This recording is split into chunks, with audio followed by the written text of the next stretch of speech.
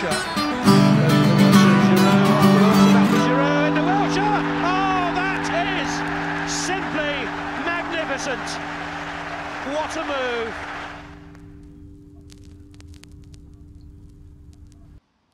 Fala pessoal, sejam muito bem-vindos ao Not Soccer. Eu sou o Pente e eu tô aqui para inaugurar a nossa série do Guia da PL de 2025-26. É uma série de vídeos curtinhos que a gente vai fazer dando um pouco de contexto sobre cada um dos 20 times da Premier League, dando um pouco de previsão do que vai acontecer, o que é o elenco, o que foram feitas de transferências. E hoje eu tô aqui para começar essa série falando do Brighton. Mas antes eu queria pedir um like no vídeo, eu queria pedir que você se inscreva no canal, eu quero pedir que você vire membro, é uma forma de estar mais próximo da gente, prestigiar o nosso trabalho. Compartilhe com quem você achar que gostaria desse vídeo. Então vamos lá. O Brighton faz a 9ª temporada consecutiva na Premier League e é talvez o maior exemplo de Moneyball de transferências, pelo menos na liga. Desde o acesso em 2016-17, a gente viu um time que se transformou totalmente, né?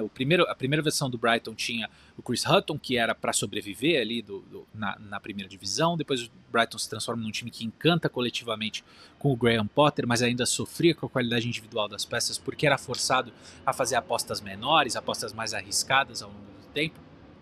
Depois vem um time elétrico com o De Zerbi antes de uma queda de rendimento. E agora, num recorte mais recente, a gente tem um time que não só revende bem jogadores de altíssimo perfil, né? Cucurella, Caicedo, João Pedro, Ben White, McAllister, a lista é super longa, mas que se reforça agressivamente sob o comando do Fabian Hürzeler. Apesar do clube insistir que esse não é o novo patamar de investimentos e que isso não vai se repetir muito, fato é que na temporada passada a gente viu um time que gastou 281 milhões de euros. Né? Isso já não é o caso aqui nessa janela, mas é importante a gente pontuar que isso era inimaginável para um Brighton de 10 anos atrás, por exemplo. A gente viu o Brighton trazer Rutter, Mintê, Wiffer, Gruda, Kadioglu, O'Reilly, Diego Gomes, outros jogadores com esses valores, e desembocar numa temporada muito difícil de avaliar. Um pouco por causa desse investimento e outro pouco porque e esse investimento não ser indiscutível em cada uma das peças, mas outro pouco porque a temporada foi mista mesmo. O Brighton terminou em 8º, e a 8ª colocação é a 2ª melhor colocação da história do Brighton. Foi nessa temporada que a gente teve vitórias super importantes sobre City, sobre Newcastle, sobre Chelsea, às vezes mais de uma vitória ao longo da temporada. Eles foram um time super resiliente, ganharam 6 jogos de Premier League de virada, foram 23 pontos conquistados, estando atrás do placar, o que é um recorde para o Brighton na Premier League. O Hürzeler, que estava também na sua primeira temporada, a gente estava começando a conhecer o técnico alemão, passou uma boa impressão no sentido da gestão de jogo dele, ele fazia muitas mudanças que faziam muita diferença no time, foram 8 gols e 7 assistências de substitutos, isso é um recorde de todos os tempos da competição, inclusive. Então, assim, foi uma participação importante, não dá pra gente acusar ele de omissão. O Brighton também teve a 4ª melhor marca de gols e bola parada e a 5ª melhor marca defensiva em bolas paradas, que de novo é uma novidade que ele traz com relação ao De Zerbi. Então assim, e isso aqui eu suspeito que inclusive vai melhorar, eles estão contratando jogadores altos, 1,86 em média eu parei para fazer a conta.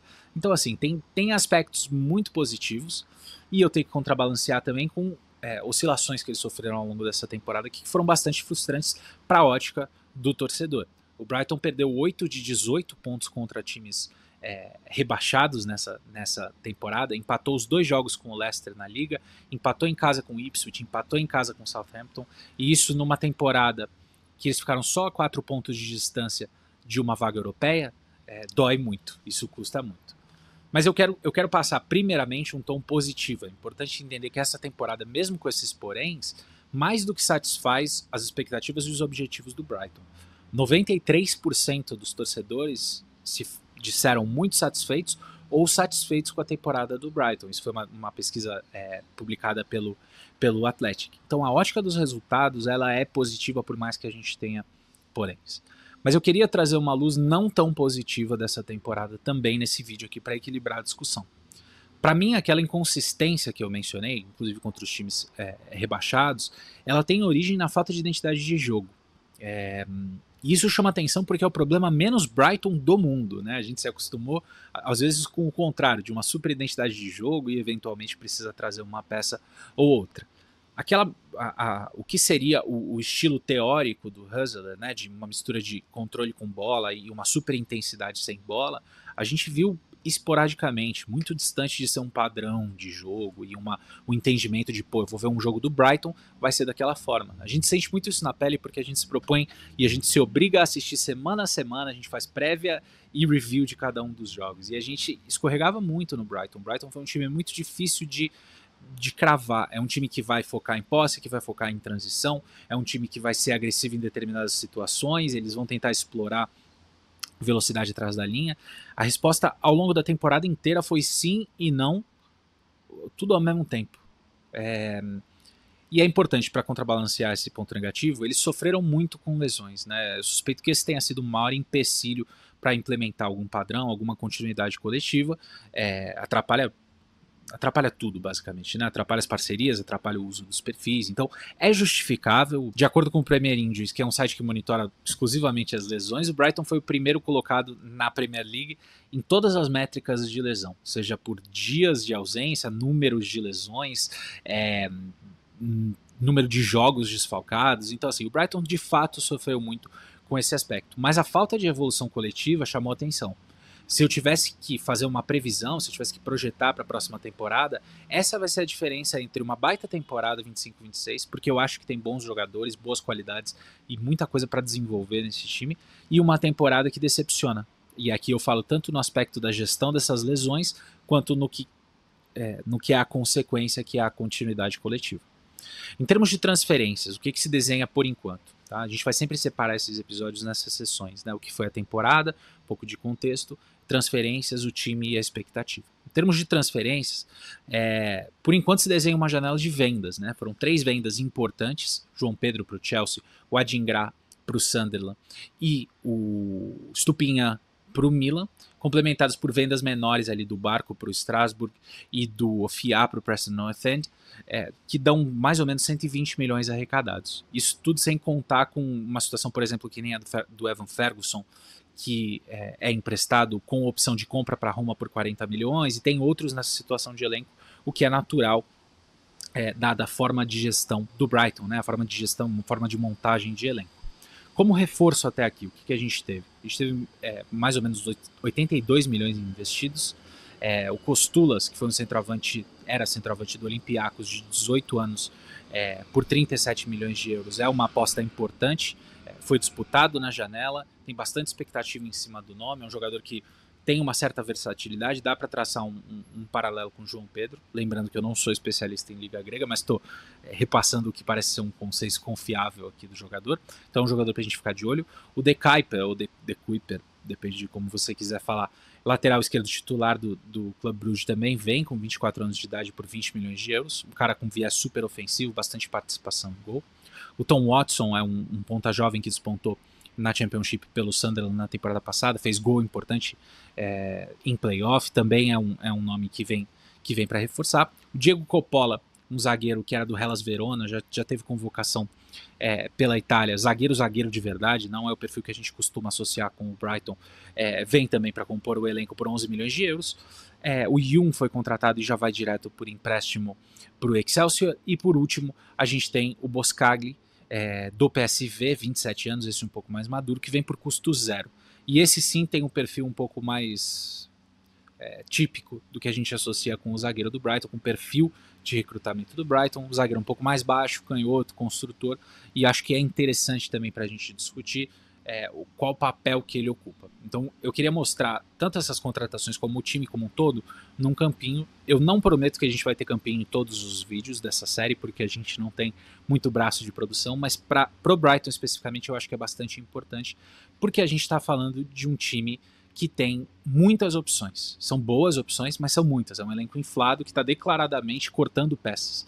Na pré-temporada viajaram 34 jogadores que seriam registráveis, que necessitariam de registro na Premier League, e o limite é de 25. Então, assim, é extremamente presente o assunto de vendas ou de empréstimos, eventualmente, para emagrecer um pouco esse elenco. Então, começando pelo setor defensivo, a gente tem Verbruggen e Steele, não vou gastar muito tempo aqui, são dois goleiros competentes nas respectivas funções como titular e reserva, respectivamente.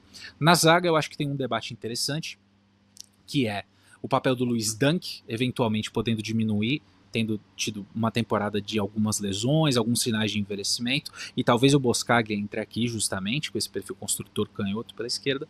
Opções de elenco, Cashin, que foi uma contratação recente que ainda não teve tantos minutos, e o Igor Júlio, que pode jogar tanto na zaga quanto na lateral esquerda. Pro outro lado, eu acho que a gente tem um dono mais bem definido da posição no Van Heck, não porque ele é incontestável, pelo contrário, ele é bem frágil defensivamente, mas ele é um monstro construindo, ele é um pilar desse time na estrutura de conexão das fases, e foi eleito o melhor jogador da temporada passada, então assim, minha expectativa é que a gente veja ele como titular. Coloquei como opções o próprio Coppola, nova contratação, e o Webster, também uma peça um pouco mais envelhecida, mas que tem os seus usos ao longo da temporada. Pela esquerda a gente tem, acho que bem definido, o De Kuyper e o Kadioglu disputando a posição de lateral esquerdo, e a gente tem pela direita como opção o Veltman, uma opção um pouco mais envelhecida, mais confiável, bastante conhecida aqui do pessoal que acompanha a liga, e o próprio Wiffer, que termina a temporada como uma opção na lateral direita, apesar de ser meio campista, e aí opções secundárias e terciárias no Lamptey e eventualmente no Hinshelwood, na mesma ideia de jogo do Wiffer. No meio de campo, Hinshelwood, que eu acabei de mencionar, ele é um jogador de elenco que está sempre jogando. Teve uma temporada super bacana, super positiva, gols importantes e tal. Eu acho que ele é uma peça que a gente vai ver bastante no meio de campo, talvez dividindo protagonismo com o Ayari de um lado, de uma metade do meio de campo. O Baleba, a grande peça, a mais badalada, todo mundo gosta, todo mundo conhece, todo mundo quer, deve ocupar a outra posição, tendo também o Diego Gomes como opção. Eu acho que esses são os 4 principais nomes do meio. Eu acho que como nomes acessórios a esse, o Milner, que sim, ainda faz parte desse elenco, e o Wiffer, que eu aloquei como lateral direito, mas ele é meio campista de origem. E aí a gente chega na posição que está de fato congestionada, na minha opinião, que é a posição de camisa 10. A gente tem o Rutter e o O'Reilly, que foram apostas da temporada passada, que tiveram suas oscilações. Parece que os dois ficam para a próxima temporada, então continuarão sendo os nomes aí de aposta para esse papel criativo. Bons momentos e momentos não tão bons, algumas ausências. Tem também o Costulas, que é contratado primariamente para a posição de atacante, mas por ser versátil, eu quis pontuar aqui que ele pode jogar em mais de um papel e pode ser uma opção para esse papel. E dali para baixo eu acho que a gente vai ter saídas, provavelmente. O Enciso, que acaba de se machucar, talvez complique, mas o Enciso tá para sair, ele já foi emprestado para o Ipswich na temporada passada por um desentendimento com o Rosler, e o Bonanotte numa situação similar, não de desentendimento, mas de saída também, foi para o Leicester e deve sair de novo, e o Moran talvez seja uma opção ou terciária de elenco ou também seja emprestado. Pela esquerda eu acho que a gente tem um dono muito bem definido da posição no Mitoma. Eu coloquei como opção o Minte, que pode jogar dos dois lados, eu já falo mais dele pela direita, e o Watson, nova contratação. Reparem que o Adingra também já não integra mais o elenco aqui, seria uma opção importante desses pontas. E aí pela direita eu coloquei o Minte como titular, um pouco por torcida, eu gosto muito do Minte, acho que é um jogador que me interessa muito, eu tenho muito interesse de ver ele com continuidade, eventualmente se puder desenvolver um jogador que tem um potencial muito explosivo, muito legal de ver. O Gruda, que passou uma boa impressão, especialmente no recorte final da temporada, é outro pra gente ficar de olho. Pode também jogar de camisa 10, apesar de eu não ter colocado aqui.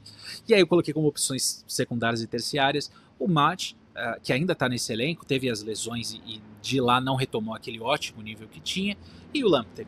E aí para a posição de camisa 9, eu acho que o dono da posição tende a ser o Welbeck, é uma liderança, é um jogador experiente no elenco, que foi bem na temporada passada, mas que tem os seus desafios de disponibilidade, de lesão. E aí a gente a gente dá um pouco mais de holofote também para as opções 2 e 3 por esse motivo. São duas contratações novas no Costulas e no Tsimas, os dois gregos, dois jovens, mas com perfis um pouco diferentes, né? O Tsimas, um jogador mais de área, que foi contratado na temporada passada, emprestado e agora chega em definitivo para o elenco, e o Costulas, que a gente já cobriu aqui. Para finalizar, o que se espera desse Brighton na temporada? Eu acho que em termos de objetivo, a gente está falando de um time que aspira a uma vaga europeia, talvez uma Conference, ou no melhor dos casos, talvez uma Europa League. Eu acho que Champions League é muito puxado para esse time, pela concorrência mesmo. A gente está falando de uma liga que tem muitos times com muito orçamento, mas eu acho que razoavelmente dá para aspirar uma posição europeia. em termos de previsão minha, eu chutaria que esse time termina entre 8º e 10º, provavelmente. Não por demérito necessariamente desse time, eu tô inclusive esperando, a minha expectativa é que seja uma temporada que seja mais legal de assistir o Brighton, que o Brighton dê mais continuidade, mas ao mesmo tempo a gente tá falando de uma liga que você tem 6 times que tem uma potência financeira muito além do Brighton, e mais 2 que também estão bastante distantes no Aston Villa e no Newcastle. Então assim, é bastante razoável apontar aqui o que eu tô falando, eu acho que seria uma temporada bacana ficar logo atrás desse grupo, porque a disparidade financeira é grande. Então eu acho que é isso. O próximo vídeo que a gente vai liberar vai ser do Brentford, nosso outro projeto de estimação na liga, a gente gosta bastante. Fiquem ligados, eu espero que vocês tenham gostado, deixem o like e até a próxima.